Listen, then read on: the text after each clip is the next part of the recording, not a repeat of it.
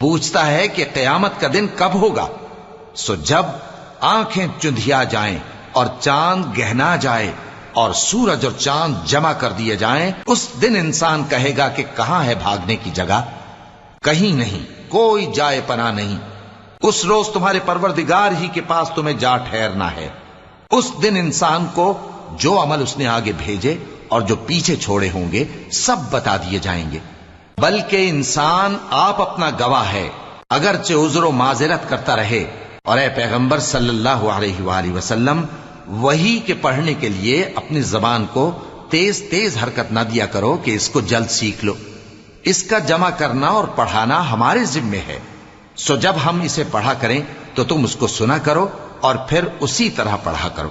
پھر اس کے معانی کا بیان بھی ہمارے ذمے ہے، مگر لوگو تم دنیا کو دوست رکھتے ہو اور آخرت کو چھوڑے دیتے ہو۔